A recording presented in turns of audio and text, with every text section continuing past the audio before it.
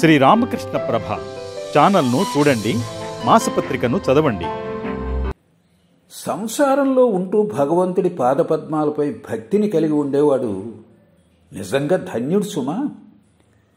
నెత్తి మీద 2 మణుగుల బరువు పెట్టుకుని కూడా దారిన వెళ్లే పెళ్లివారి ఊరేగింపును చూసే వ్యక్తి లాంటివాడు గృహస్థుడు. అతడు ఎంతో శక్తి ఉంటే తప్ప అలా జీవించలేడు. సంసారంలో నిర్లిప్త భావంతో ఉండటానికి గాను కొన్ని సాధనలు చేయవలసి ఉంటుంది.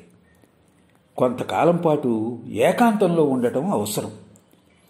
అది ఏడాది పాటు కావచ్చు, 6 నెలలు కావచ్చు, 3 నెలలు కావచ్చు, లేకుంటే 1 నెలైనా కావచ్చు. ఆ ఏకాంతంలో భగవచ్చింతన చేయాలి. వ్యాకుల చిత్తంతో భగవంతుడి భక్తి కోసం ప్రార్థించాలి.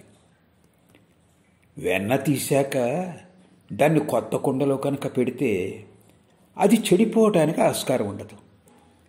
కానీ దాన్ని పెరుగు పెట్టిన కుండలో పెట్టినట్లయితే సందేహమే.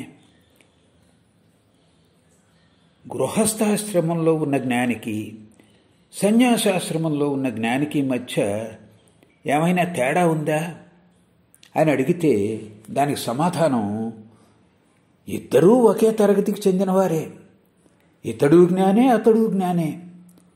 కానీ కామినీ కాంచనాల నడుమ వసిస్తున్న గృహస్థునికి ఎంతో కొంత భయం ఉండనే ఉంటుంది.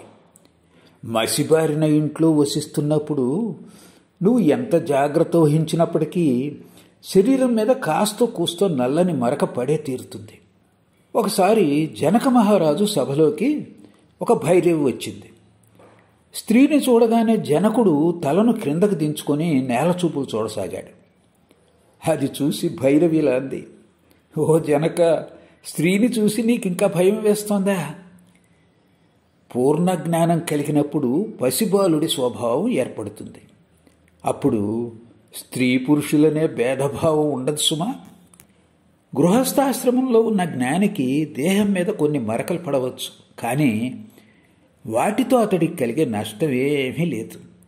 చంద్రునిలో మచ్చలున్నాయి, కానీ వాటి వల్ల చంద్రుని ప్రకాశానికి లోటేమీ లేదు కదా.